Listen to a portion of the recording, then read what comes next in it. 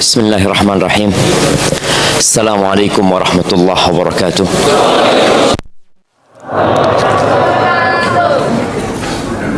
Alhamdulillah.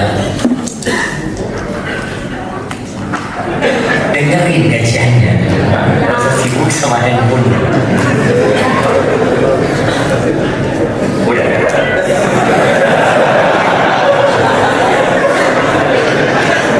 Alhamdulillahirabbil alamin. Segala puji bagi Allah Rabbul alamin. Saya ketika salat mengatakan Allahu Akbar. Sami Allahu liman hamidah. Atau kita mengatakan Rabbana walakal hamd. Hanya Allah yang pantas untuk dipuja dan dipuji. Segala kebaikan yang kita lakukan, segala kenikmatan yang kita dapatkan, segala kesenangan yang kita rasakan, itu murni karena pemberian Allah Azza wa Jalla. Dan semua bencana, petaka, kesulitan yang kita hadapi murni dari kita sendiri. Ma asabaka min hasanatin fa min Allah. Kebaikan yang menimpa itu murni dari Allah. Wa ma asabaka min sayyi'atin fa min nafsik. Keburukan yang menimpa dari dirimu sendiri. Yang pulang dari sini sandalnya hilang semuanya. Karena siapa? Panitia ini. Bukan kan panitia yang suka nyalahkan orang gitu.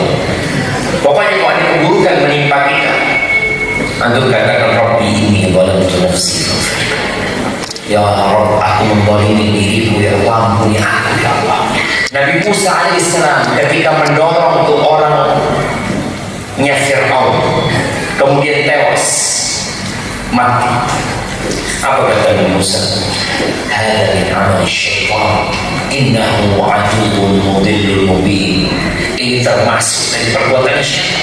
Syaitan itu musuh yang menyesatkan dan nyata. Lalu apa kata Nabi Musa? Rabbi inni zalamtu nafsi faghfir. Ya Allah, aku menzalimi diriku sendiri, ya Allah, ampuni aku. Kenapa iblis dilaknat dan Nabi Adam diampuni? Kalian mau jawab? Nah, iblis tidak menyesal.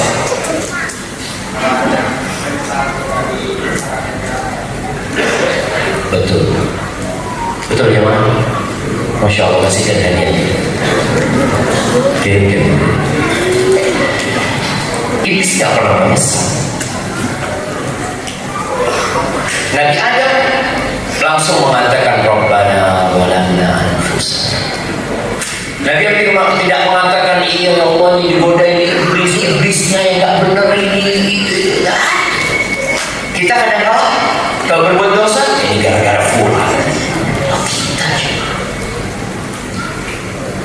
Dan orang yang mengakui dosanya itu adalah langkah awal menuju pengampunan Allah Subhanahu wa taala. Maka alhamdulillahirabbil alamin wa bihi nasta'in ala umuri dunya wad din.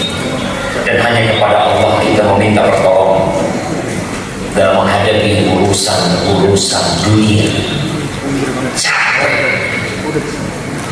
Karena kadang-kadang merasa lelah dengan kehidupan ini. Tapi ini ujian yang harus dilewati. Tatkala engkau merasa lemah, kita minta tolong sama Allah supaya suaranya enak. Iya, minta tolong sama ini urusan dunia.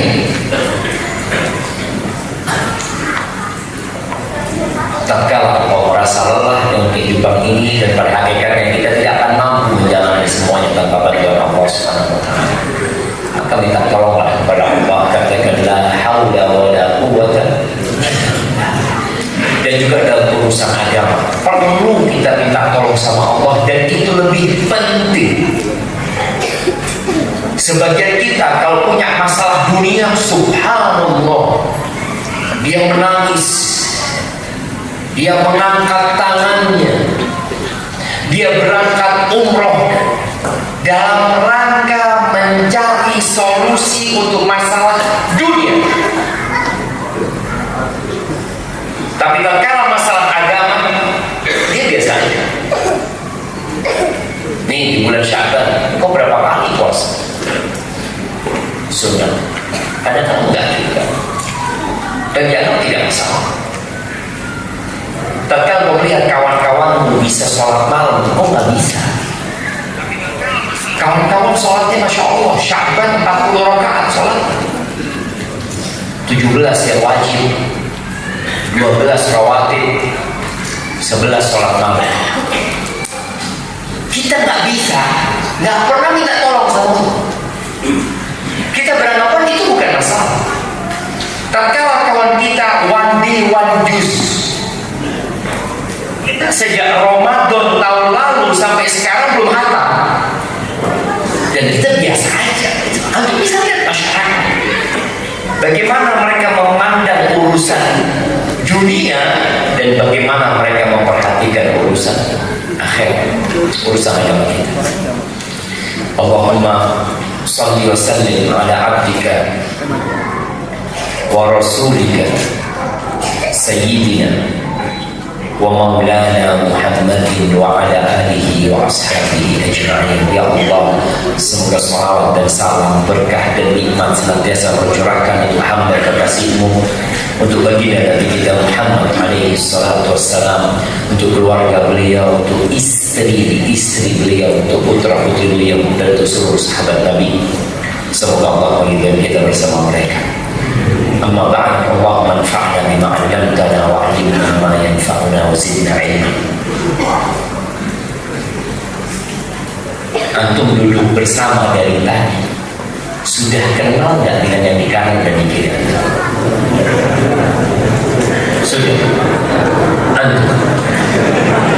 Ya, antum. Siapa nama yang di kiri antum? Belum kenal. Yang di kanan antum? Sudah. Nah, kenal dulu sama dia. Ayo mana nggak akan mulai kajian sampai antum kenal dengan yang kanan kiri.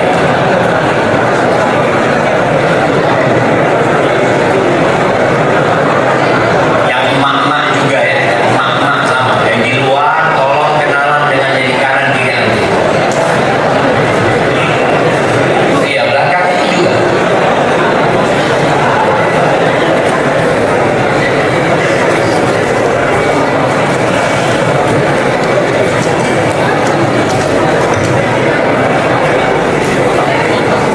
Tanya nama, asal, dan apa profesi. Boleh jadi dia satu profesi sama Anda. Boleh jadi dia buka restoran, Anda menjual ayam. Kan bisa lanjut nanti, buka restoran, siap anak, jual ayam boleh. Ini tempat yang mulia. Insya Allah yang hadir di tempat ini orang-orang yang soleh. Dan semoga tatkala kita selesai kajian dikatakan kepada kita, "Qumu maghfuran lakum," kalian pulanglah dalam kondisi sudah diampuni dosa-dosa. Ahibati fillah, sebagian jamaah di luar dan sebagian jamaah di dalam, mana yang pahalanya lebih besar? Yang di luar apa yang di dalam?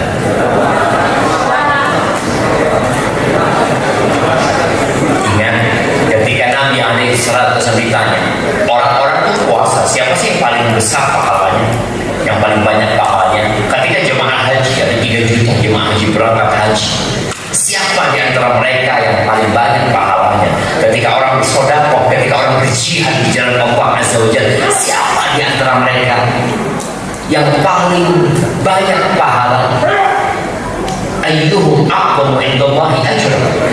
Kata Nabi SAW ketika ditanya amalan-amalan itu, jawaban beliau satu. Sampai tahu jawabannya.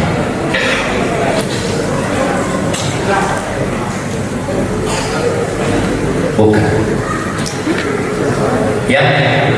Yang istighfar. Yang paling banyak pengorbanan belum akhlak, yang paling niat, yang paling banyak bersabar. Sini yang paling jauh,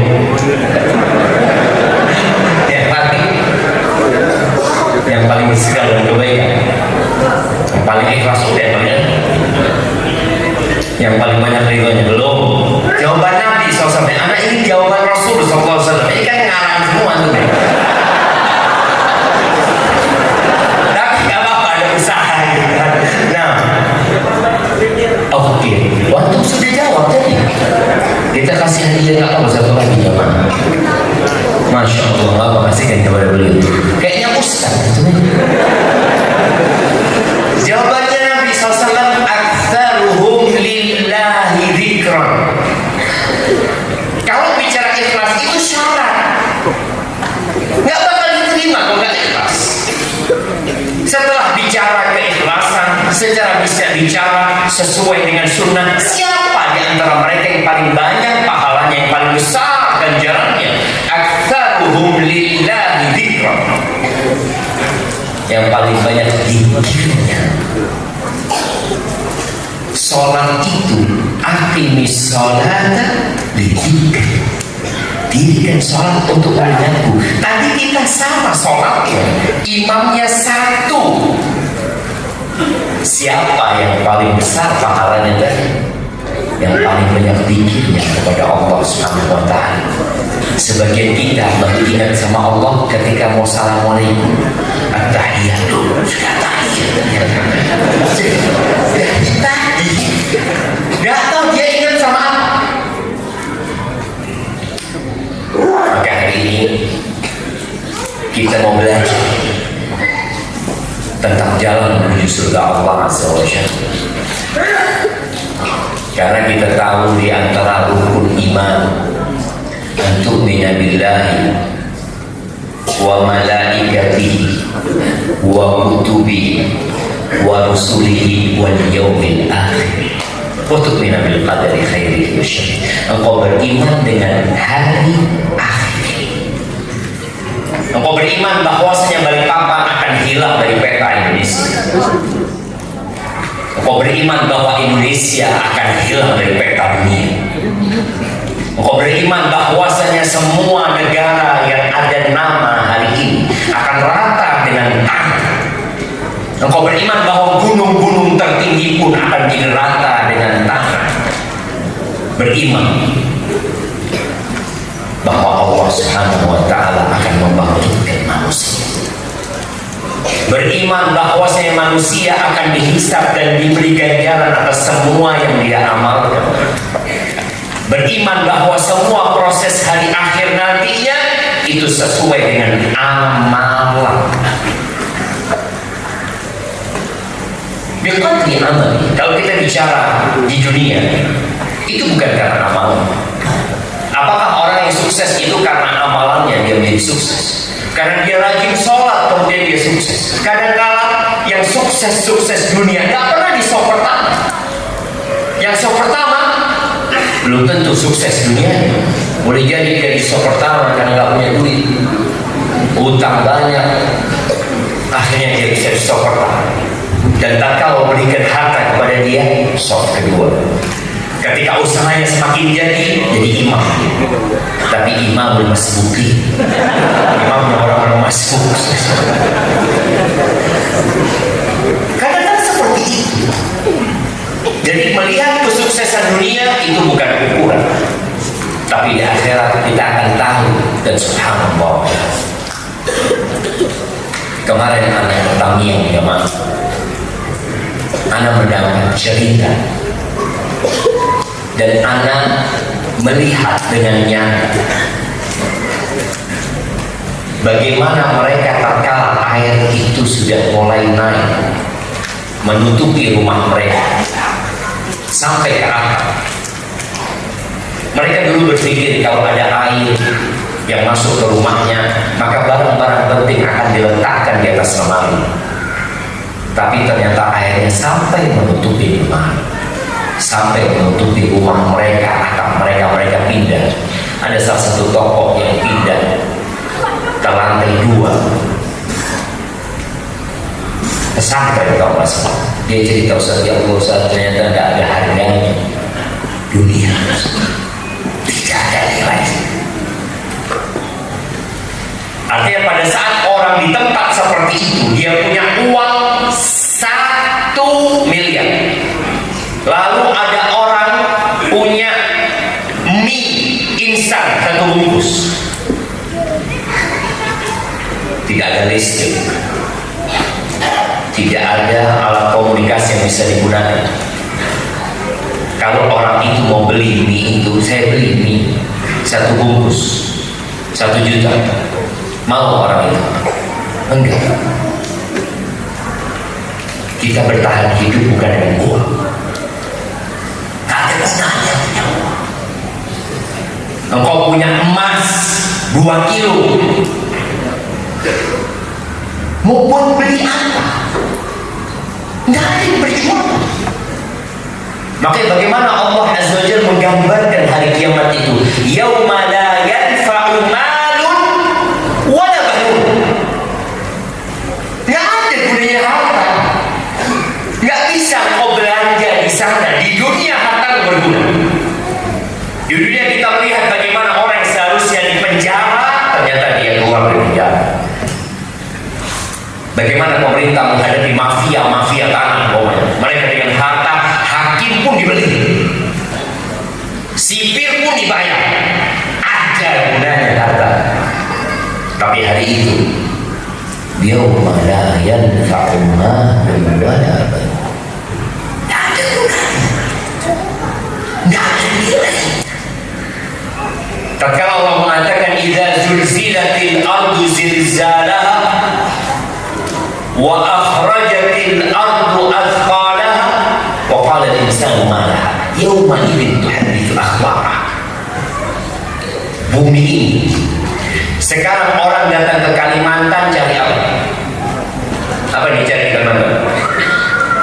Batu bara, terus minyak, apa lagi? Kayu, sawit, emas. Ada emas juga? Nggak ada. Belum ketemu aja nanti. Orang datang dari berbagai penjuru negeri menuju ke Balikpapan. Siapa yang orang Balikpapan asli? Dari buyut yang ke-7 orang Balikpapan. Maka saya lihat.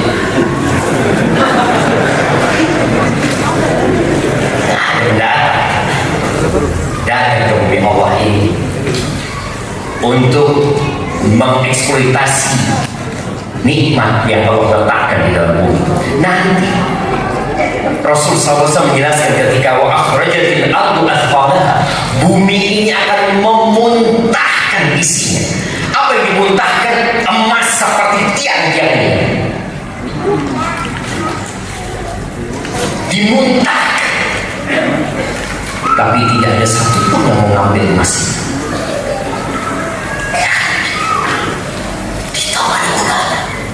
Dia melihat emas itu karena ini aku dipotong tangan, karena ini aku dihukum, nggak ada gunanya.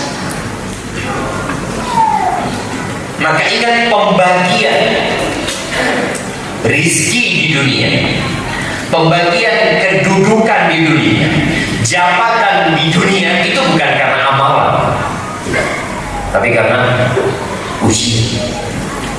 Antum dikasih ujian seperti itu dan antum mampu seharusnya. Tapi ada orang yang tidak mau menjadi mampu. Ada yang ujiannya kekayaan, ada yang ujiannya kemiskinan. Tapi yang miskin kepingin kaya, yang kaya takut miskin. Dan dua-duanya sedang dalam ujian.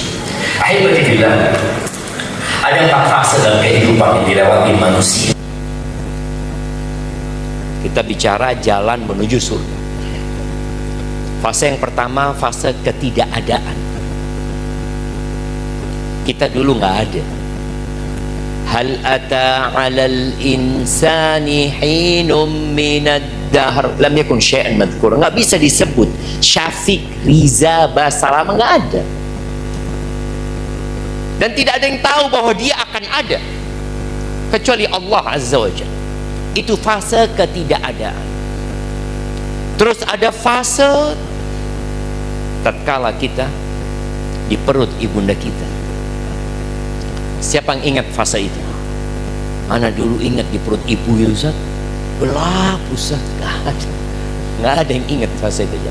Allah mengingatkan kita bahwa kalian dulu adalah janin, dan di fase itu Allah kirim malaikat untuk mencatat rezeki, ajal, dan amalan manusia.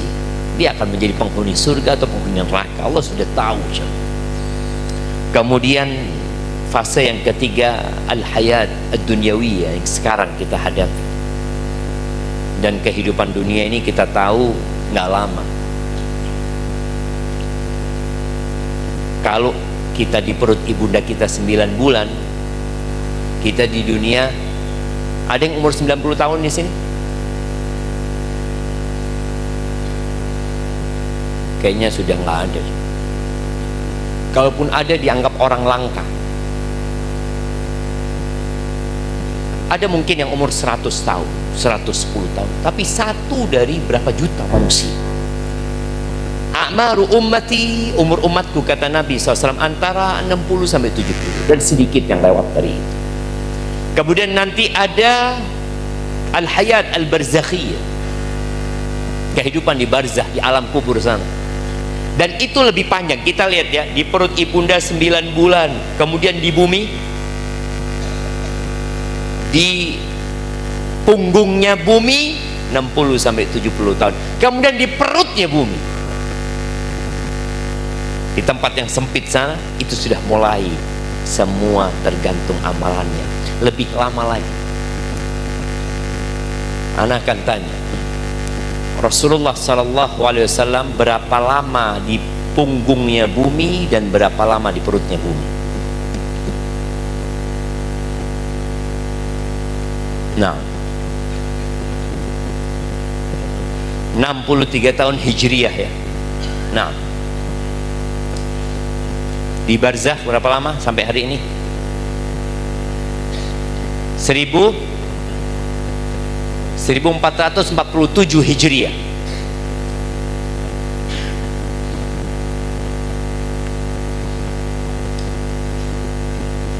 Itu Hijriyah dari hijrah, bukan dari matinya Rasul SAW.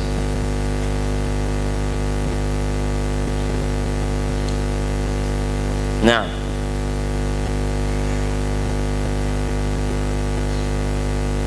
seribu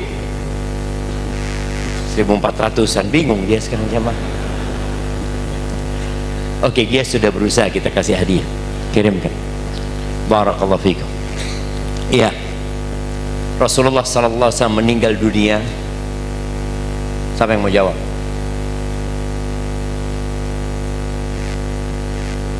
Meninggal dunia, kapan meninggalnya Rasulullah SAW?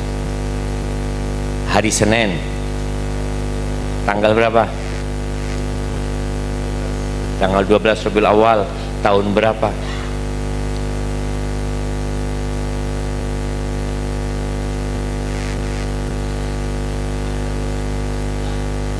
Kasih hadiahnya kalau jamaah.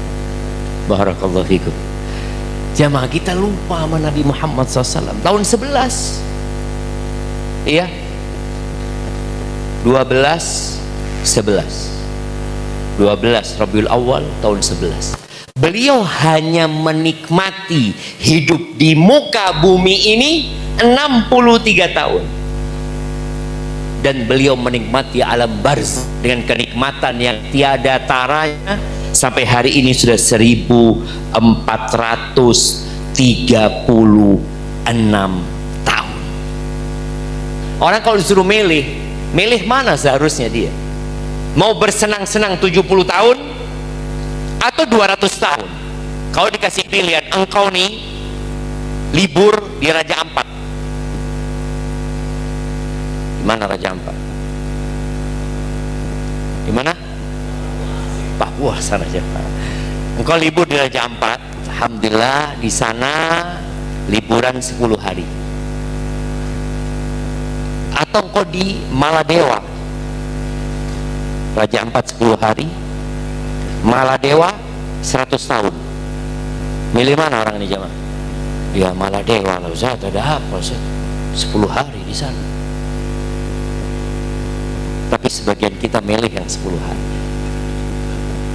milih yang cuma 60-70 tahun. Semangat kerja keras untuk mendapatkan yang 60-70 tahun. Tapi untuk yang khalidin, untuk yang alam barzakh dulu nih, kadang-kadang nggak dia pikirkan. Maka dalam sebuah asar disebutkan, al-kayyis mandana nafsah wa amila lima ba'dal maut. Orang yang cerdas itu adalah orang yang senantiasa merenungkan dirinya, dia bermuhasabah, dia ajak dirinya untuk berpikir, untuk hitung-hitungan. Ayo hitung-hitungan. Dan dia beramal untuk yang setelah kematian, bukan yang sebelum kematian. Sebelum kematian namanya apa? Pensiun. Orang kan banyak memikirkan masa pensiun. Gimana pensiun saya? Sudah tidak repot lagi. Bagaimana tatkala saya dianggap pensiun itu sebenarnya kesian, teman. Ana dulu dengar cerita yang sebenarnya kayaknya nggak benar juga, bahwa di Malaysia itu veteran atau pensiunan TNI itu disebut apa? Laskar tak berguna. Betul? Enggak benar, ternyata nggak ada di sana jemaah. Itu kayaknya bikinan orang-orang. Laskar tak berguna kata dia. Rumah sakit bersalin disebut rumah sakit korban laki-laki. Tidak ada di sana. Ana sudah ke Malaysia. Nah, tapi memang ada pandangan orang itu sudah nggak berguna, sudah selesai. Maka orang yang mau pensiun berpikir, bagaimana tatkala saya pensiun saya bisa tetap bertahan hidup ini. Ana beberapa kali diminta ngisi kajian untuk PNS yang mau pensiun, itu apa namanya? NPP ya. Itu banyak yang stres ya. Banyak yang stres. Wajar. Tapi kenapa tidak stres memikirkan nanti tatkala engkau dikubur sana, nggak ada lagi yang bisa engkau kerjakan. Istri, anak, semua akan meninggalkan kita. Kenapa tidak stres memikirkan itu? Tatkala COVID-19, anak itu sempat ngisi kajian online untuk perusahaan-perusahaan besar yang ada di Kalimantan.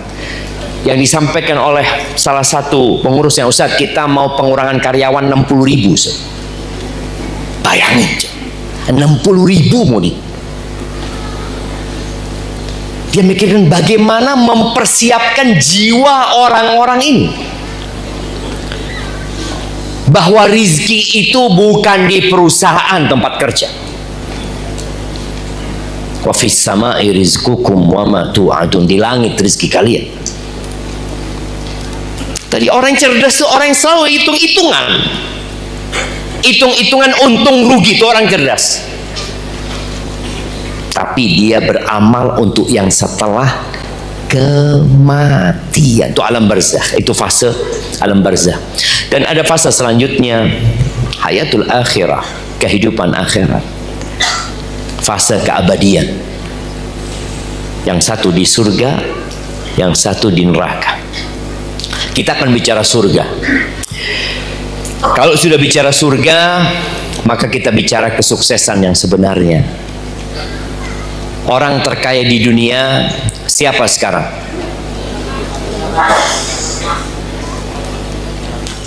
Masih Elon Musk. Bukan Warren siapa? Siapa? Warren Buffett. Bukan dia sekarang, udah turun dia kan. Dia kalah sama Elon Musk, nanti tahu-tahu kalah lagi sama fulan ya. Tahu-tahu terakhir mereka bersaing dalam kain, tahu-tahu satu mati. Selesai sudah, ganti, lanjut untuk yang selanjutnya. Di surat Ali Imran ayat 185, Allah berbincang tentang kesuksesan yang sebenarnya. Kullu nafsin da'iqatul maut, kata Allah. Semua yang bernyawa pasti merasakan kematian. Itu sebuah keniscayaan. Elon Musk berpikir untuk membuat pemukiman di Mars. Mungkin di sana dia bisa hidup tenang dan nyaman. Padahal semua akan merasakan kematian kemanapun kalian pergi. Wa in kuntum fi burujin musyayyada, walaupun kalian berada di benteng-benteng yang didirikan, buruj itu benteng, tapi buruj itu bisa jadi artinya wassama'i dzatil buruj, bintang-bintang jemaah. Kalian mau kemanapun pergi bakal mati kalian. Lalu kata Allah, wa innama tuwaffawna ujurakum yaumal qiyamah, kalian akan dikasih balasan atas apa yang kalian perbuat itu hari kiamat, bukan sekarang. Bukan di dunia jamaah. Kira-kira kalau balasan sholat antum di dunia, balasan puasa antum di dunia, apa yang akan terjadi dengan Balikpapan? Kalau antum setiap sholat dapat motor, keren nggak? Sholat dapat motor, ya zen Ustaz. Terus buat apa? Sholat duhur dapat motor 1, asar dapat 1, maghrib 1. Antum sepekan sholat dapat berapa motor? 35. Terus buat apa? Mau buat apa antum? Ya kalau motor memang agak susah, parkirannya mau diparkir di mana? Jual, mau dijual ke siapa? Semua orang punya motor. Sekarang mau dijual ke siapa sama antum? Kalau balasan itu diberikan dunia, ya itu kan kalau motor, kalau fulus kan nggak usah. Taib. Coba kita pikirkan, kenapa Allah tidak jadikan balasan di dunia? Kalau setiap kali antum sholat dapat 100.000, subuh 100.000, alhamdulillah, assalamualaikum. Imamnya 500.000 ya, lebih banyak imamnya. Terus duhur, asar, maghrib. Nah, maghrib sudah dapat berapa antum? 400.000. Nunggu isya ya. Ya Allah, kapan isya ini dapat 100.000 lagi nih kita. Isya akhirnya jadi 500.000. Buat apa antum? Hah? Buat nikah lagi. Masya Allah. Yang satu mau buat beli makan. Siapa yang jualan di sana jemaah? Siapa? Nggak bakal ada manusia yang jualan. Antum ke SPBU, kira-kira ada nggak yang ngisi mobil antum? Datang, mana? Kata dia 1 liter 100.000, nggak apa-apa. Apa kata dia? 100.000. Sholat selesai. Ada apa capek-capek kerja? Sholat 100.000, belum puasa. Puasa dapat 1 juta anggap. Puasa sunnah 500, nggak apa-apa. Tutup, artinya roda dunia itu akan berhenti ketika balasan diberikan di dunia. Maka kata Allah, wa innama tuwaffawna ujurakum yaumal qiyamah. Di hari kiamat nggak ada kerja, nggak ada kerja lagi. Yang ada kesenangan di sana, kenikmatan. Kerjanya di sini. Maka kalau antum sholat, antum berharap balasan di dunia, ya Allah ya, anak ini udah sholat ya Allah, tapi fulus masih susah. Nabi Muhammad alaihi salatu wasallam dilemparin batu alaihi salatu wasallam. Beliau hijrah sembunyi di Gua Thur. Seringkali beliau tidak makan. Bahkan asyaddun nasi balaan al-anbiya. Yang paling berat cobaan itu para nabi. Maka jangan berpikir kita cari balasan dari sholat kita, kajian kita di dunia. Salah, dunia akan ditinggalkan. Buat apa kalau kita diberi balasan di dunia kemudian kita tinggalkan? Maka Allah tegaskan yaumal qiyamah, faman zuhziha 'anil nar wa udkhilal jannah faqad faz. Barang siapa yang dijauhkan dari api neraka dan dimasukkan ke surga, ini orang yang sukses yang sebenarnya. Dunia wa mal hayatud dunya illa mataul ghurur. Kehidupan dunia itu hanya kesenangan yang menipu. Yang sekarang ganteng, mana yang merasa paling ganteng di sini? Angkat tangan, kasih hadiah. Ya merasa paling kaya, paling gagah. Bentar lagi engkau sakit. Dari tadi memang kedap-kedip lampunya, memang di setel kayak gitu sama panitia. Masya Allah, supaya lebih keren kajiannya mungkin sama Indopati hidup. Tadi orang yang gagah, nggak lama engkau akan menjadi tidak gagah lagi. Yang cantik emak-emak nih, emak-emak ribut dengan yang namanya skincare. Tatkala dia melihat keriput di matanya, kita lihat ada kantong, bingung bagaimana? Ya nggak apa-apa lah engkau untuk menyenangkan suamimu, tapi itulah kehidupan dunia. Engkau akan menua. Bicara kehidupan dunia yang hanya kesenangan yang menipu. Suatu hari Rasul sallallahu alaihi wasallam dalam hadis yang diriwayatkan Al-Hakim dalam Mustadraknya, Nabi itu berkunjung ke rumahnya orang Badui, kemudian beliau dikasih jamuan sama orang Badui. Dan beliau kalau ada orang berbuat baik kepada beliau alaihi salatu wasallam, beliau selalu membalasnya. Dan beliau mengajarkan kita seperti itu, man sana'a ilaikum ma'rufan fakafi'u. Yang berbuat baik kepada kalian, balaslah kebaikan dia gitu. Kalau kalian nggak dapat apa-apa, nggak punya apa-apa, ya katakan jazakumullahu khair. Akhirnya Nabi berkata kepada alaihi salatu wasallam kepada Badui ini, engkau kalau datang ke Madinah mampir ke tempatku, kata Nabi SAW. Boleh jadi Nabi mau kasih balasan sallallahu alaihi wasallam. Akhirnya suatu hari orang ini datang ke kota Madinah, menjumpai Rasul sallallahu alaihi wasallam, ada para sahabatnya. Lalu Nabi berkata alaihi salatu wassalam kepada orang Badui ini, sal, engkau mau minta apa? Karena itu di rumah Nabi sallallahu alaihi wasallam.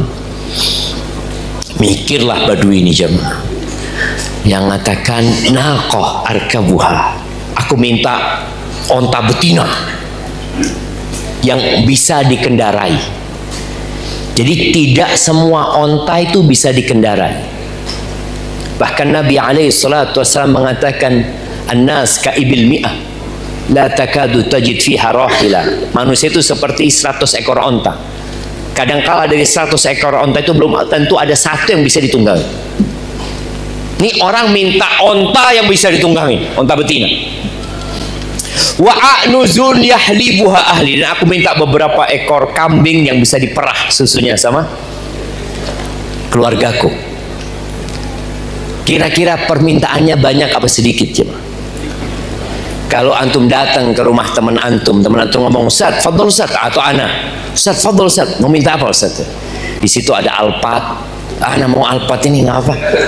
Sama motor lah 3 itu. Banyak apa dikit?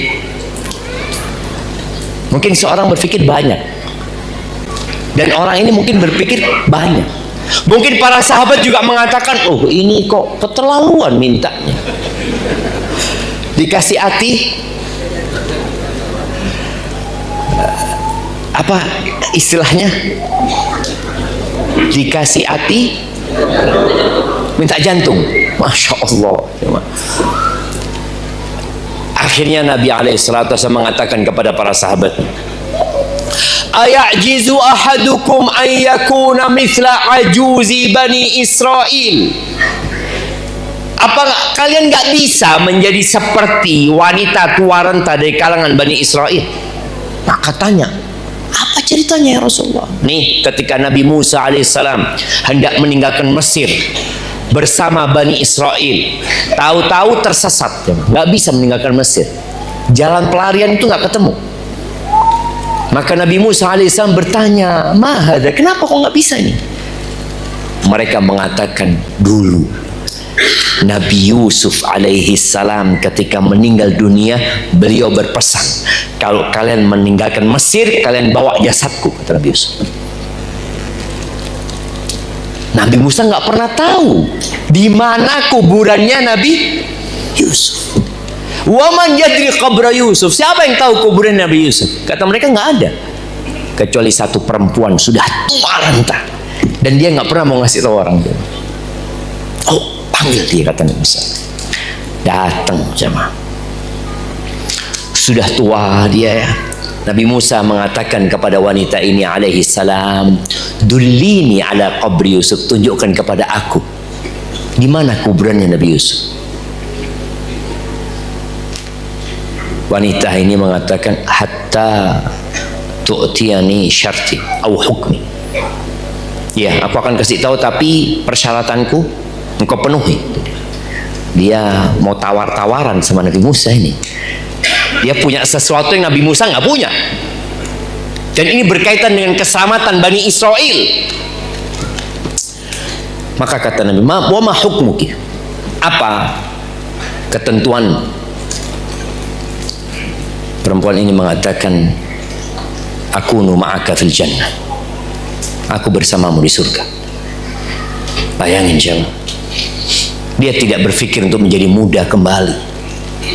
Dia tidak meminta umur yang panjang dan bisa menikmati dunia ini. Karena sudah menjadi keputusan Allah, semua bakal mati gitu.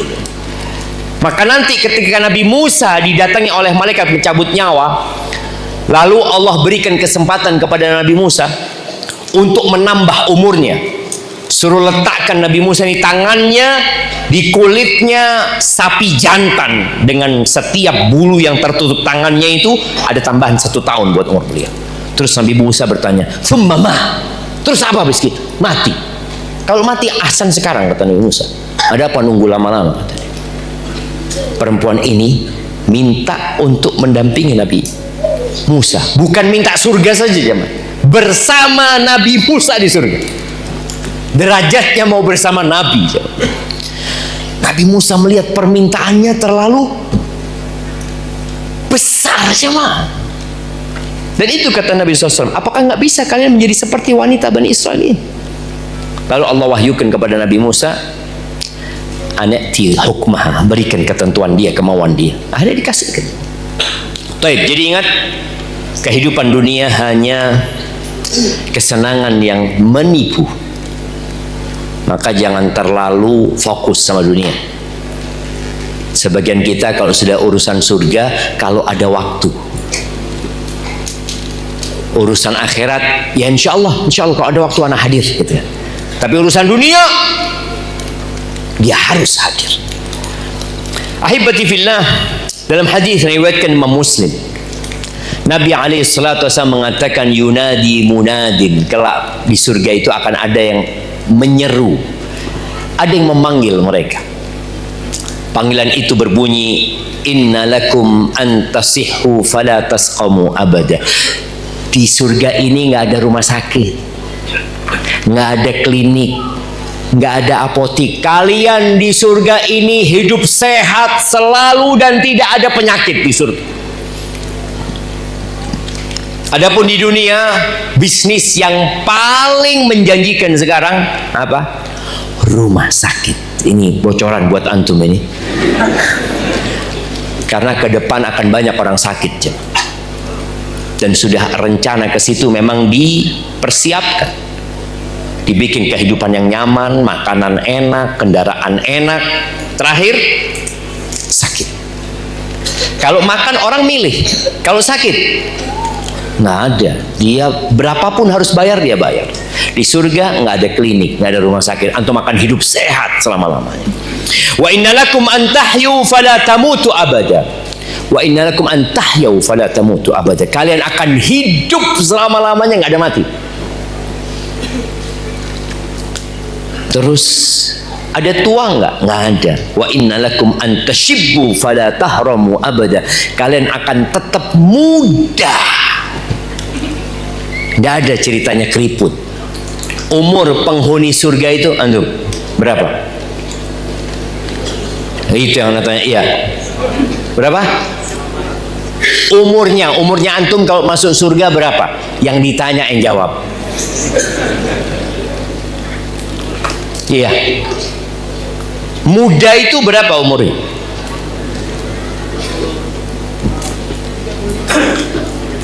Tiga, masya Allah, kasihkan hadiahnya jangan mana. Umur 33 itu matengnya orang jam.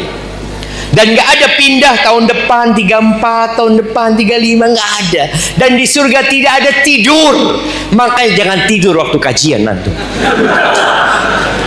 Kalau ingin nggak tidur, jangan tidur. Soalnya kadang kala khusyuk ya, itu tiang hanya boleh buat yang tua. Karena di dunia ada tua. Kalau di akhirat tidak ada tua. Wa anna lakum an tan'amu fala tab'asu abada. Kalian nikmat hidupnya selama-lamanya di sana. Baik, ahibati fillah, bagaimana agar kita bisa masuk surga? Jalannya itu seperti apa, Ustaz?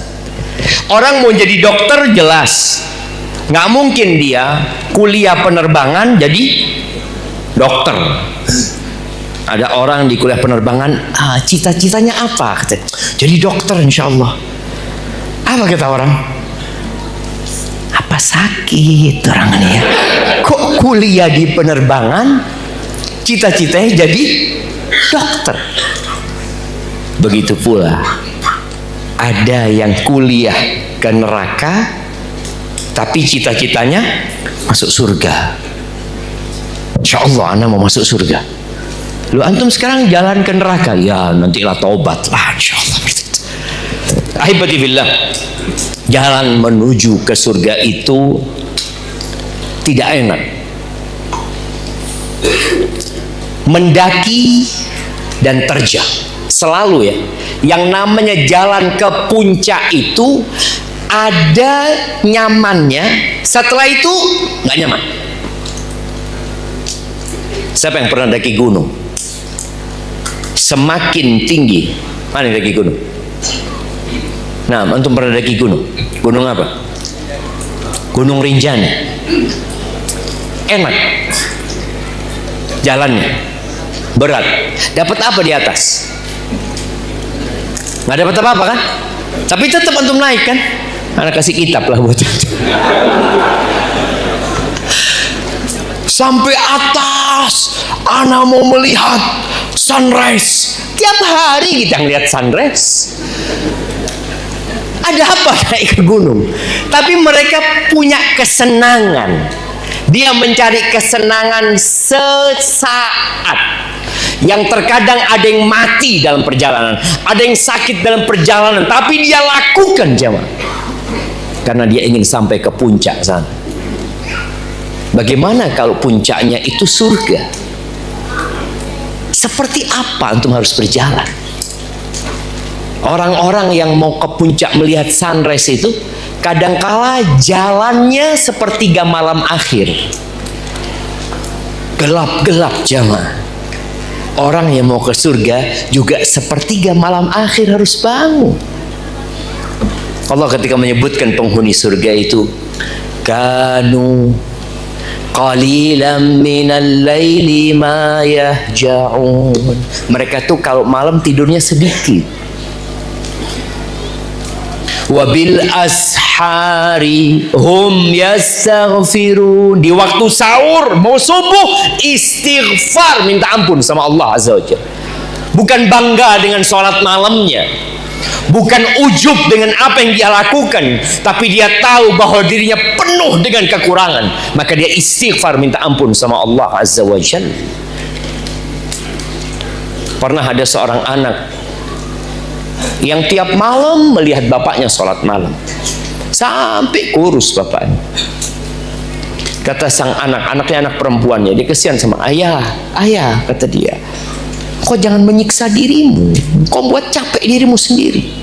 Kata sang ayah, rohatahu urid, aku sedang ingin membuat diriku istirahat selama-lamanya. Ajma'atil uqal.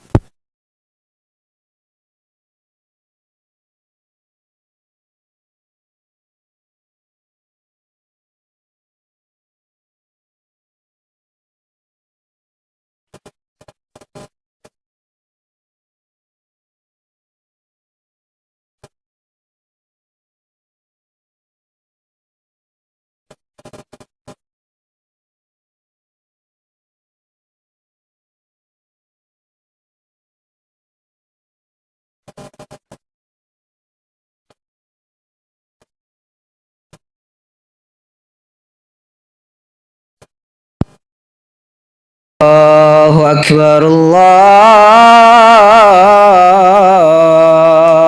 Akbar, Allahu Akbar, Allahu Akbar. أشهد أن لا إله إلا الله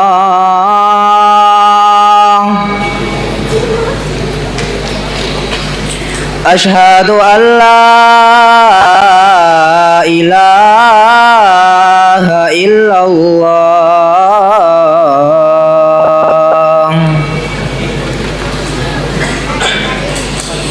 أشهد أن محمد رسول الله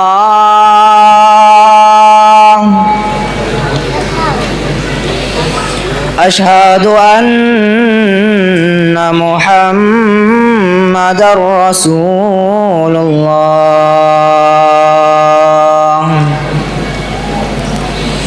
حي على الصلاة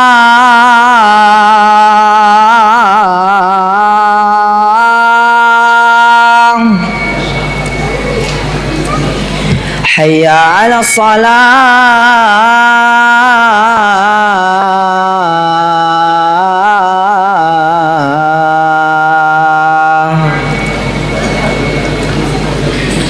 حي على الفلاح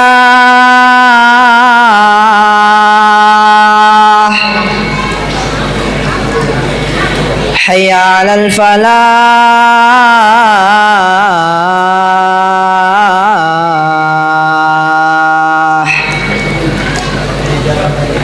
الله أكبر الله أكبر لا إله إلا الله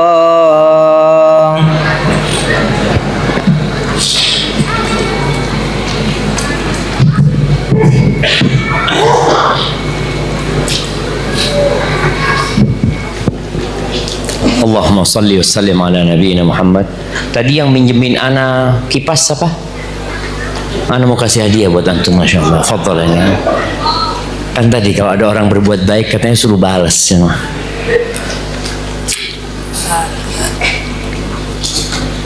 Tadi kita kepanasan. Padahal kita masih bisa bernafas. Kita masih di dunia. Bagaimana tatkala kita diletakkan di ruang yang sempit, kemudian ditinggal oleh keluarga kita. Maka jemaah berbincang tentang surga. Syarat utama masuk surga itu iman. Tadi sempat sebelum mati, sebelum padam listriknya, Anda sampaikan bahwa semua orang yang berakal sehat bersepakat bahwa kenikmatan tidak dapat diraih dengan kenikmatan. Nggak bisa. Di dunia saja, mau orang itu agamanya apapun tahu yang nikmat itu nggak bisa diraih dengan kenikmatan, tapi diraih dengan perjuangan dan pengorbanan. Wa man athara rahata fatathu raha. Yang milih hidup santai, senang-senang, dia akan kehilangan waktu happy yang sebenarnya. Dan surga itu dikelilingin dengan segala hal yang dibenci oleh jiwa kita. Sedangkan neraka, nafsu kita di jalan menuju ke neraka. Syarat utama untuk ke surga adalah iman. Di surat Al-Maidah ayat 72 Allah mengatakan, innahu man yusyrik billah faqad harramallahu alaihi al-jannah. Sesungguhnya barang siapa yang melakukan kesyirikan, maka Allah telah mengharamkan surga buat kita. Soalnya masih ada yang bermasalah dengan keimanannya. Bagaimana dengan orang-orang kafir yang baik hati? Dia suka membantu, suka menolong. Wallah Ustaz, baik sekali orang itu Ustaz. Bahkan lebih baik dari kebanyakan kaum muslimin. Mungkin kita punya kawan yang seperti itu, yang dia peduli di saat saudara-saudara muslim tidak peduli. Iya, dia orang baik, tapi Allah sudah buat keputusan.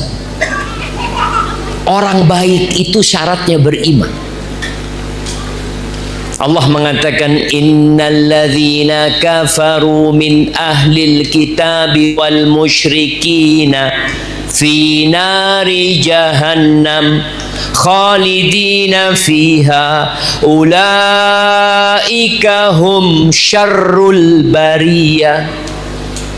Sesungguhnya orang-orang yang kafir dari kalangan ahlul kitab, innalladzina kafaru min ahlil kitab, dan orang-orang musyrikin, di mana tempat mereka? Mereka di neraka, mereka kekal di sana. Mereka seburuk-buruknya manusia.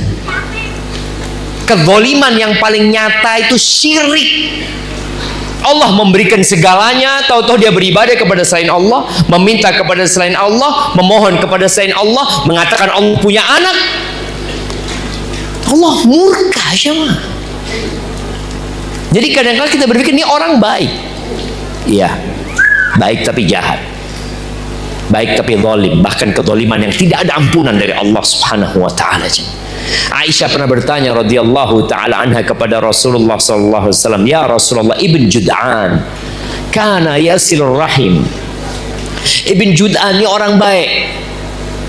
Wa yut'im fil jahiliyah wa yut'imul masakin fil jahiliyah. Dia suka berbagi makanan dengan orang-orang miskin, suka membantu orang lain.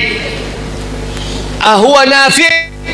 Apakah amalan dia bermanfaat buat dia? Enggak, kata Nabi sallallahu alaihi wasallam. Dia enggak pernah berkata Rabbil firli khati'ati yaumaddin, ya Allah ampuni dosa-dosaku pada hari pembalasan. Enggak, dia enggak beriman. Maka syaratnya beriman. Allah katakan innahu man yusyrik billah faqad harramallahu alaihi al-jannah wa ma'wahu an-nar. Tempatnya neraka. Wa man lidh-dhalimin min ansar. Enggak ada penolong buat orang-orang yang melakukan kezaliman. Ingat, kezaliman yang paling besar adalah melakukan kesyirikan.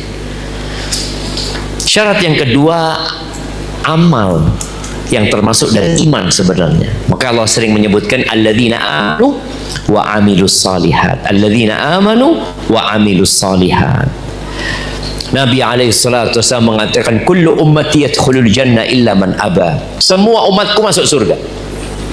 Ada jaminan, garansi dari Rasulullah sallallahu alaihi wasallam, semua umat Nabi alaihissalatu wassalam masuk surga kecuali yang tidak mau masuk surga, yang enggan masuk surga.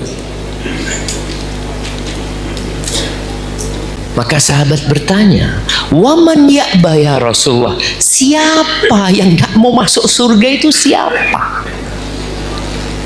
Ternyata ada. Seperti tadi yang ana contoh, ada yang mau jadi dokter tapi kuliahnya penerbangan. Kata Nabi alaihissalatu man ata'ani khalal jannah wa man asani faqad abah. Yang taat kepadaku masuk surga, yang nurut sama aku, yang mengikuti aku masuk surga.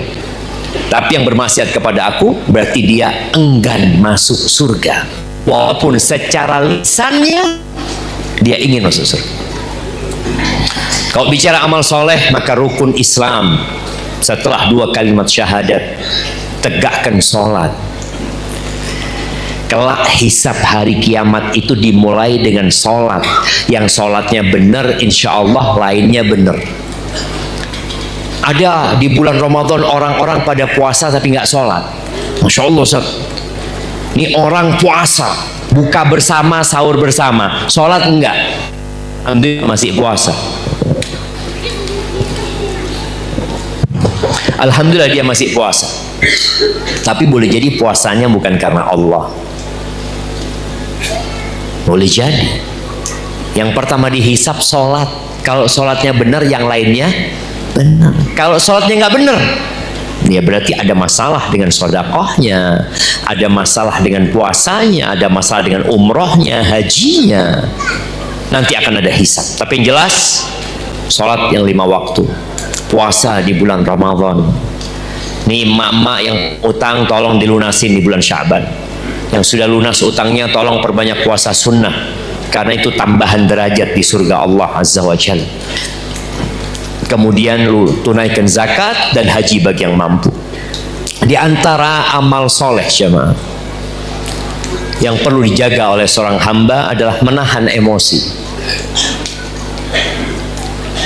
Pernah datang seorang kepada Nabi SAW dalam hadis Abu Darda, ya. Orang ini berkata kepada Nabi SAW, "Dullani ala amalin yudkhilunil jannah." Tunjukkan kepada aku amalan yang memasukkan aku ke surga. Kata Nabi SAW, "La taghdab walakal jannah." Engkau jangan marah, engkau masuk surga. Subhanallah. Seakan-akan ringan, tapi ternyata kita harus berjuang melawan emosi kita. Di surat Ali Imran di ayat 133 sampai 136 Allah mengatakan, wasari'u ila maghfiratin min rabbikum wa jannatin 'arduha as-samawati wal ard. Kalian bersegeralah menuju kepada ampunan dari Tuhan kalian dan surga yang luasnya seluas langit dan bumi. Wah, jemaah, planet-planet yang kita lihat akan jadi bagian surga, jemaah. Jumlahnya miliaran akan jadi bagian surga. Sekarang tidak ada kehidupan di sana. Sekarang hanya menjadi perhiasan buat langit dunia, bintang-bintang yang menerangi. Tapi ternyata surga itu arduhas samawat. Langit-langit jadi bagian surga dan bumi jadi bagian surga. Uiddat lil muttaqin. Surga itu disediakan buat orang-orang yang bertakwa. Oleh karena itu, kenapa di antara syarat sahnya khutbah Jumat itu mewasiatkan kepada takwa? Karena memang takwa ini jalan ke surga. Siapa orang yang bertakwa? Alladzina yunfiquna fis sarra wad dharra. Orang bertakwa itu orang yang suka berinfak dalam kondisi suka dan duka, dalam kondisi lapang dan sempit. Kalau antum bakhil, sepertinya tiket masuk surga antum bermasalah. Kalau antum bakhil, karena penghuni surga itu suka berinfak. Kemudian wal kadhimin al ghaid. Penghuni surga itu orang yang suka menahan emosinya. Kalau antum suka marah meledak-meledak, maka boleh jadi antum nggak masuk surga. Yang ketiga, wal afina 'anin nas. Penghuni surga itu suka memaafkan orang lain. Kalau ternyata antum menyimpan dendam sama saudara antum, tidak bertegur sapa, dengki sama saudara antum, boleh jadi memang antum nggak masuk surga. Malam nisfu Sya'ban. Ada banyak hadis yang berkaitan dengan malam nisfu Sya'ban, tapi rata-rata dhaif, bahkan ada yang palsu. Ada satu yang disahihkan oleh sebagian ulama, bahwa di malam nisfu Sya'ban Allah itu memandang kepada hamba-hambanya, lalu mengampuni semua yang ada dari makhluk Allah Azza wa Jalla di muka bumi ini, kecuali dua. Sebutkan dua yang tidak diampuni.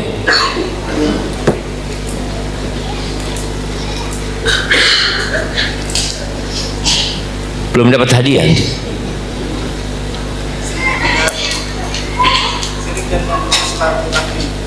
Syirik dan memutus silaturahim. Oke, nggak apa-apa, kita kasih hadiah aja, berikan mulia. Jadi mungkin ada hadis yang mengatakan silaturahim, tapi lebih umum hadis Nabi SAW. Illa musyrik wa musyahin, atau musyahin. Orang musyrik tidak diampuni, dan orang yang menyimpan dendam kepada saudaranya, orang yang tidak bertegur sapa dengan saudaranya. Biasanya dia tidak mau memaafkan. Jangan sok suci kalau antum mau masuk surga. Abu Bakar saja ketika dia sakit hati dan dendam sama Mistah karena menyebarkan isu Aisyah berzina, dan bersumpah Abu Bakar tidak mau memaafkan Mistah, Allah tegur Abu Bakar. Dan yang seperti Abu Bakar, falyafu wal yasfahu, hendaklah mereka memaafkan dan tidak perlu memberikan hukuman. Sudah. Ala tuhibbuna ayyaghfirallahu lakum? Apakah kalian tidak ingin diampuni oleh Allah Azza wa Jalla? Lalu Abu Bakar mengatakan, iya ya Allah, aku ingin diampuni ya Allah. Maka yang punya masalah, ingat, malam nisfu Sya'ban semua diampuni, bulan diangkatnya amalan. Hari Senin dan Kamis itu juga bulan diangkatnya amalan. Kalau ada dua orang yang bertikai, yang mereka akhirnya tidak mau bertegur sapa, dikatakan kepada malaikat yang mencatatnya, andiru li hadain, dua orang ini jangan diangkat dulu amalan hatta yastoliha, sampai berbaikan dia.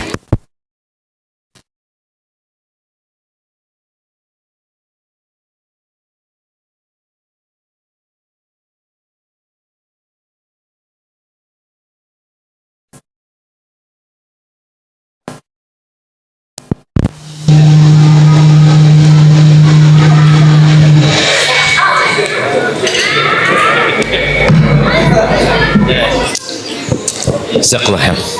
Kayaknya jangan, sudah terlalu kenceng dia. Syukur. Ya jamaah itu tadi, sayang kalau antum beramal, puasa, sodako nggak diangkat-angkat amalan antum. Gara-gara antum tidak bertegur sapa dan menyimpan dendam. Semua berbuat salah. Jangan merasa seakan-akan menjadi orang yang paling tersakiti. Seakan-akan antum tidak pernah mengecewakan orang selalu mengecewakan antum. Nabi alaihi salatu wasallam dilemparin batu di Taif. Kemudian tatkala penaklukan Taif bertahan, tidak bisa ditaklukkan. Para sahabat mengatakan kepada Rasul sallallahu alaihi wasallam, itu kejadian 8 tahun setelah hijrahnya Nabi Muhammad SAW. Jadi kira-kira 11 tahun setelah kejadian dilemparin batu. Para sahabat mengatakan, ya Rasulullah, ud'ullah ala Thaqif, doakan kebinasaan buat Thaqif.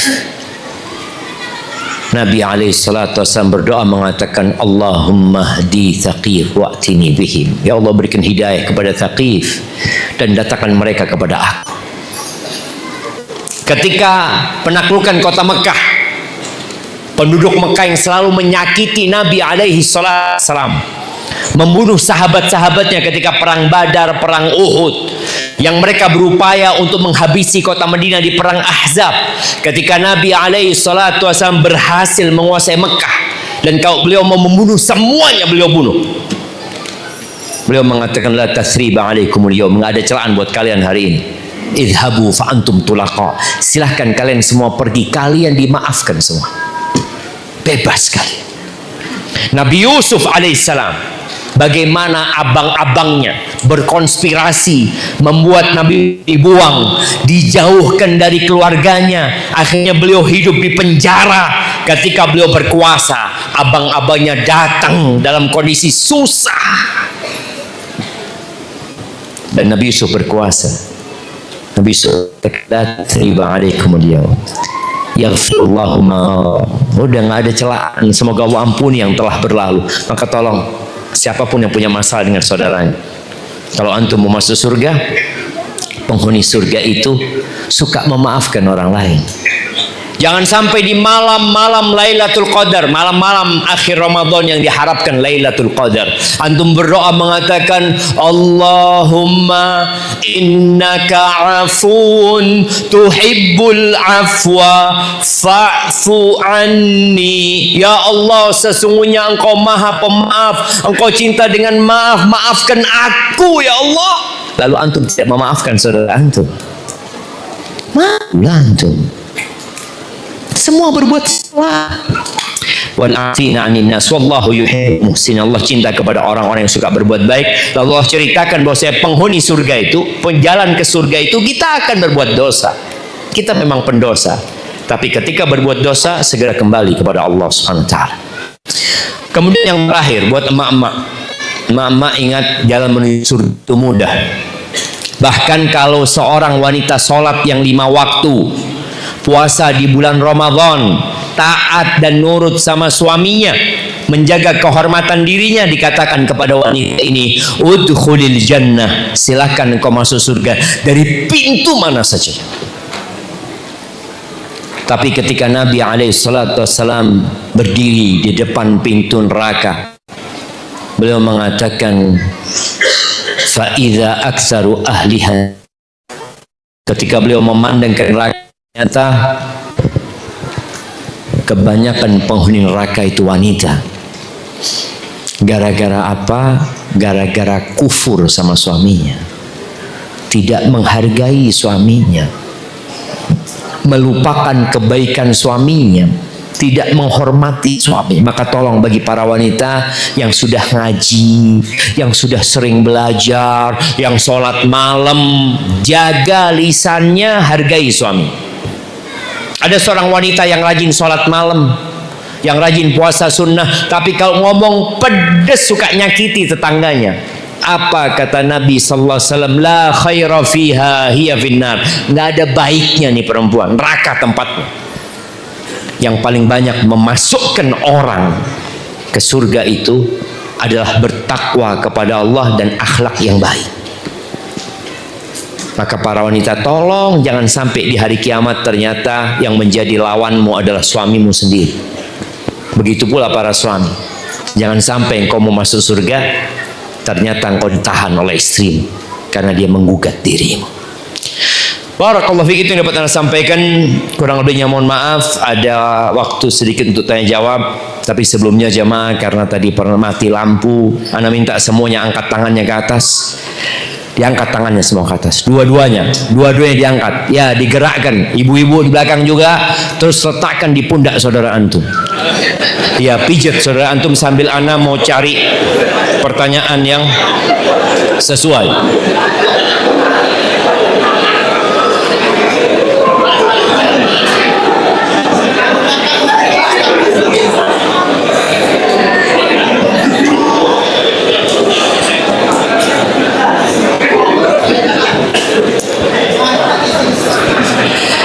Barakallahu fiik. Cukup sudah jemaah. Ini ada pertanyaan yang menarik nih. Pertanyaannya, Ustadz mohon nasihatnya terkait salah satu ikhtiar jalan surga. Ya, ternyata salah satu jalan surga itu dan yang paling indah adalah berbakti sama orang tua. Nabi SAW pernah mengatakan, syaqiyun abdun adraka walidayhi ahadu fil kibari ahadahuma au kilayhim falam yudkhilahul jannah. Celaka seorang hamba yang bapak ibunya hidup dalam kondisi sudah tua atau salah satu dari keduanya, tapi ternyata nggak bisa memasukkan dia ke surga. Tiket masuk surganya di depan mata, tapi ternyata tidak dia pakai. Ini pertanyaannya, apakah salah jika ana memaksa ibu ana untuk tinggal sama ana di Balikpapan? Karena beliau sekarang sendiri di Samarinda semenjak meninggalnya bapak rahimahullah. Beliau masih ingin tetap sendiri di sana karena ingin dekat dengan bapak. Ahibati fillah, yang pertama, maksa nggak boleh, tapi merayu boleh. Karena kalau maksa itu biasanya dengan ancaman. Ibu, kalau nggak ikut ana putus nafkah. Wah, itu ancaman jemaah. Nggak boleh kita memaksa. Tapi kalau merayu, ayolah bu, nanti aku kasih ibu ini, itu, macam-macam. Dan kalau bicara ibu ingin dekat dengan bapak, ya, bapak sudah pergi dan jauh. Bagaimana ibu dekat sama Allah Subhanahu wa ta'ala? Itu yang harus dilakukan anak. Dan kalau ibu dekat sama Allah, insya Allah doa-doanya dikabulkan buat bapak. Ini berarti suaminya baik jemaah. Ini perempuan kayak gini jarang sekarang jemaah. Ada yang suaminya mati, alhamdulillah, sudah saya repot ngurusin dia. Kalau ada yang mau melamar saya, bismillah ya, nunggu masa iddah. Maka tadi hendaklah anaknya ini merayu, tidak memaksa. Kemudian ibu ana ada di kajian ini, Ustaz, apakah salah jika ana sengaja bawa beliau dari Samarinda dengan niat biar beliau melihat kajian anaknya ini? Bahwasanya anaknya ngaji qala Allah qala Rasul. Dia ini termasuk amal kebajikan ya. Abu Hurairah radhiyallahu taala anhu itu membawa ibunya dari kampungnya. Jauh jemaah. Ibunya masih kafir. Dibawa sama Abu Hurairah masih kafir. Dibawa ke kota Madinah. Kalau nggak salah dari kabilah Daus ya, Abu Hurairah. Nah, dari kabilah Daus dibawa ke kota Madinah. Ibunya itu benci banget sama Nabi Muhammad SAW. Bahkan sering mencela Rasul SAW. Tapi akhirnya Abu Hurairah minta kepada Nabi untuk agar ibunya didoakan dan ibunya dapat hidayah. Maka semoga dengan sang anak membawa ibunya ke majelis-majelis ilmu ya, agar ibunya derajatnya semakin tinggi di sisi Allah Subhanahu wa taala. Jemaah, ini ada pertanyaannya. Saat ini fenomena muslimin dan muslimah yang berolahraga bersama di ruang terbuka maupun tertutup meskipun tetap menggunakan pakaian syar'i, apakah boleh? Lalu jika permainannya ganda, campuran seperti suami istri bermain bersama-sama lawan suami istri lainnya, apakah boleh? Rasa yang seperti ini dapat menimbulkan fitnah jemaah. Rasul sallallahu alaihi wasallam pernah lari sama Aisyah, tapi di malam hari dan tidak ada yang melihat. Karena lari itu akan membuat ada olahraga mungkin jalan. Kalau orang berjalan kaki itu tidak terlalu terlihat ya. Tapi kalau sudah lari, perempuan itu dari luar sama belakang menggoda. Makanya kalau antum lagi olahraga di luar, kemudian melihat ada perempuan di depan antum, antum buru-buru, jangan tetap mendahulukan yang akhwat, Ustaz, jangan jalan pun seperti itu. Maka hal-hal yang perlu kita hindarin jemaah, karena fitnahnya terlalu dahsyat. Tadi ini suami istri, kalau mau main ya para suami sama suami, istri sama istri gitu loh. Kalau main mungkin yang main ganda tadi seperti itu, maka berusaha kalau ada tempat olahraga, adakan tempat olahraga yang khusus buat akhwat, yang khusus buat ikhwan. Biasanya kalau khusus buat ikhwan sepi, karena ikhwannya ikhwan semuanya kata dia. Ini fitnah. Maka ana rasa ada hal-hal yang perlu dihindari jemaah. Baik, ini ada pertanyaan. Ustadz Afan, ana mau bertanya bagaimana hukum bermain biliar? Karena saat ini banyak para asatid dan ikhwah kita suka mempublish bermain biliar karena mereka mengambil pendapat hukumnya boleh. Memang boleh main biliar. Main biliar boleh. Tapi jangan sampai main biliar ada judinya yang nggak boleh. Lalu kemudian tempatnya. Jangan main biliar di tempat yang maksiat, di tempat yang remang-remang. Main golf boleh nggak? Tergantung dengan siapa untuk main golf gitu kan. Soalnya ada golf itu ada pendampingnya, apa namanya? Caddy. Kalau caddy-nya cowok, Ustaz, ya tergantung cowoknya yang kayak apa. Karena ada yang nggak bener juga, coba. Ada yang nggak bener. Tapi tadi ada hukum olahraga yang asal mulanya mubah, karena hukumnya mubah. Terus ana jadi bingung baca tulisan ini jemaah. 5 menit lagi sholat isya, bagi hadiah. Siapa yang mau bagi hadiah? Iya, jadi ada hal-hal yang boleh, tapi perlu diperhatikan syarat dan ketentuannya. Jangan sampai hal yang mubah mengantarkan kepada yang haram nantinya jemaah. Jemaah kita capek di dunia dengan aturan-aturannya yang membuat kita kalau melihat orang lain, ya Allah enak banget ya kalau nggak ngaji gitu ya, enak Ustaz. Tapi kalau sudah ngaji, haram, semuanya haram. Mana semuanya haram? Nggak semuanya haram. Yang haram itu sedikit. Kalau antum mana kasih duit berangkat ke pasar, cari 10 barang halal, antum 5 menit balik. Tapi kalau orang kasih duit cari 10 barang haram, waduh, gimana cari yang haram? Kesulitan. Cuma yang haram itu biasanya orang suka. Dan Nabi alaihissalatu wasallam mengatakan, ad-dunya sijnul mu'min. Dunia penjara buat orang beriman. Wa jannatul kafir. Dan surga buat orang-orang kafir. Kalau antum di dunia merasakan surga, kebebasan tanpa batasan, jangan-jangan antum gak akan merasakan kebebasan yang sebenarnya nanti. Maka sabarlah jemaah. Ustadz mohon nasihat agar bisa mendapat pahala melalui anak meskipun kami terpisah ruang dan waktu akibat perceraian. Jazakallah khair dan mohon doa agar bisa nikah lagi. Amin jamaah. Ya, mana yang duda-duda ini kasih hadiah bentar lagi. Ahibati fillah, buat yang bercerai, ingat perceraian itu hanya memutuskan pernikahan, tapi persaudaraan sesama muslim tidak boleh putus. Hubungan anak sama bapak tidak boleh putus. Hubungan menantu sama mertua nggak boleh putus gitu. Kenapa iblis itu suka sekali dengan perceraian? Karena banyak perceraian yang memutuskan semuanya itu.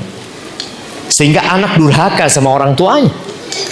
Dan kita tahu la yadkhulul jannah, nggak masuk surga anak yang durhaka. Nggak ada jalan ke surga buat dia ketika dia durhaka, dan itu dicari oleh iblis ya. Maka buat sang bapak ini tetaplah memberikan nafkah, tetaplah berdoa buat dirinya, buat anaknya, buat mantan istrinya, buat ibu anaknya, agar bisa mendidik dengan baik ya.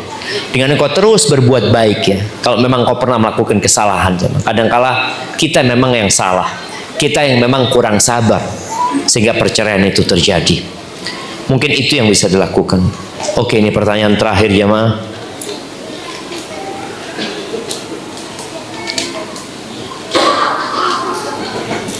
Waduh, kok sulit ana membaca. Ana remaja yang banyak dosa, yang banyak berdosa Ustaz. Dan ana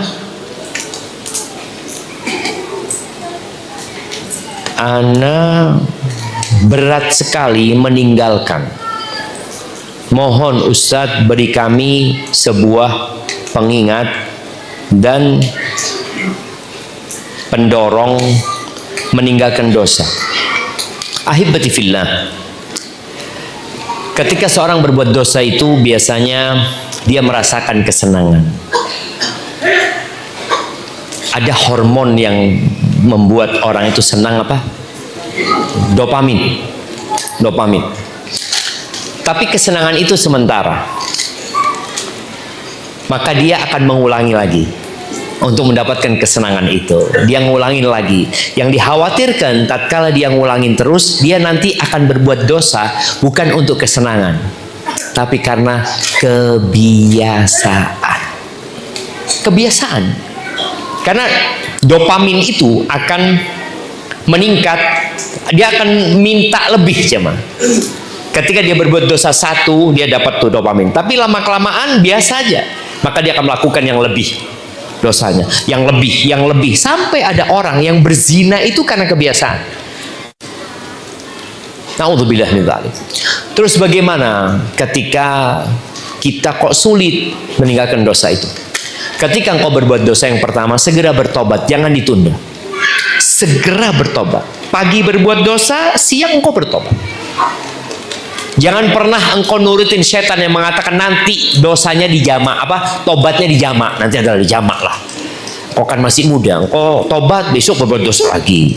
Belum tentu umur kita sampai besok. Nggak ada jaminan. Maka ketika engkau berbuat dosa, berhenti, bertobat. Terus gimana kalau besok berbuat dosa lagi? Besok apa katanya besok? Tapi engkau niat untuk tidak berbuat dosa. Tinggalkan, sesali, niat. Dan ketika godaan itu datang untuk berbuat dosa, perbanyak zikir. Bacalah la ilaha illallah, subhanallah, walhamdulillah, Allahu akbar. Engkau baca, karena itu sebagai penguat. Yang ketiga, hindarin tempat-tempat berbuat dosa. Ketika engkau di ruang yang sendirian atau engkau berkumpul sama teman-teman, udah pindah, cari ruang terbuka, datang ke masjid, minta sama Allah Subhanahu wa taala, beraktivitas dengan aktivitas yang membuat engkau lebih sehat. Makan juga kadang-kala membuat orang nafsunya semakin jadi. Engkau berpuasa, dan kalau puasa sahurnya yang benar, bukanya yang benar. Jangan berbukanya menggantikan semua sarapan, makan siang, makan malam. Akhirnya tetap, karena makan ini berdampak kepada nafsu seseorang juga. Itu yang dapat Anda sampaikan, kurang lebihnya mohon maaf jamaah. Anda mau kasih hadiah buat yang paling jauh lah. Kita lihat siapa yang paling jauh hari ini. Dari mana? Grogot. Ubi main TB. Enggak, yang datang ke sini. Antum kapan datang ke sini? Kemarin. Kalau antum?